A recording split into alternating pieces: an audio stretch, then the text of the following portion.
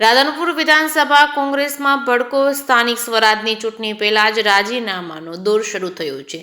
સાંતલપુર તાલુકા કોંગ્રેસ સમિતિના નવા પ્રમુખની વરણી થતા નારાજ કોંગ્રેસના નેતાઓએ આપ્યું છે રાજીનામું. નવા નિમાયેલા સાંતલપુર તાલુકા કોંગ્રેસ સમિતિના પ્રમુખ પરબતભાઈ આહિરના વિરોધમાં રાધનપુર કોંગ્રેસના અનેક નેતાઓએ મહુડી મંડળને રજૂઆતો કરવા છતાં પ્રમુખ બનાવવામાં આવતા કોંગ્રેસના આગેવાનોએ રાજીનામા આપ્યા છે. રાધનપુર વિધાનસભા વિસ્તારના સૌથી વધુ કોંગ્રેસના કાર્યકર્તાઓએ કોંગ્રેસમાંથી છેડો ફાડ્યો છે. જે સિંહ ગુજરાતી સાથે મનુ ઠક્કર, રાધનપુર. મારું નામ નસીબ ખાન વલાઈ છે. હું રાધનપુર વિધાનસભા યુથ કોંગ્રેસનો પ્રમુખ છું.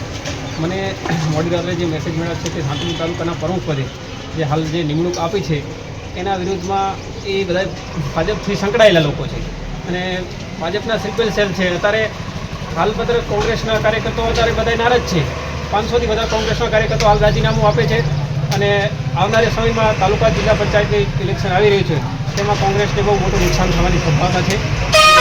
મારે પ્રદેશને એટલું જ કહેવાનું છે કે તાત્કાલિક અત્યારે હાલ જે નિમણૂક આપી છે હાલ જે સાચા કોંગ્રેસના કાર્યકર્તાઓ છે એમની નિમણૂક આપી તો કોંગ્રેસને આવનારા સમયમાં અહીંયા રિઝલ્ટ મળી શકશે. કોની નિમણૂકથી નારાજગી છે?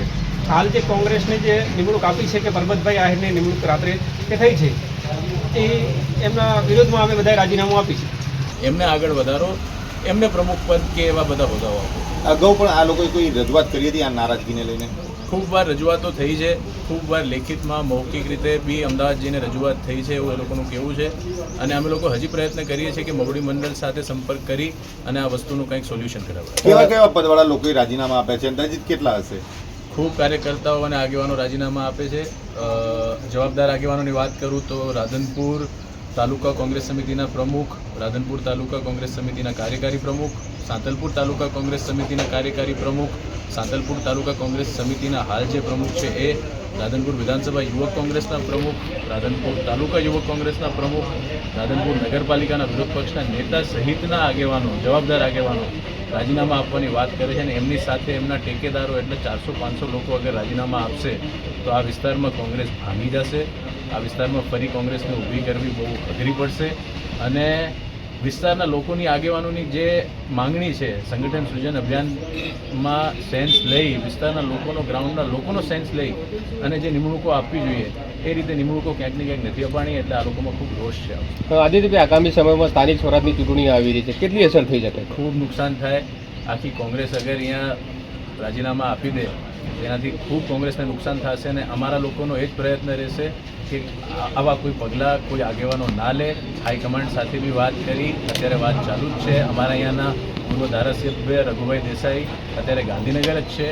એ લોકો જિલ્લા પ્રમુખ બધા જ હાઈકમાન્ડથી વાત કરી રહ્યા છે અને ટૂંક સમયમાં અમે આ વસ્તુનું નિરાકરણ કાઢવાની કોશિશ કરીશું.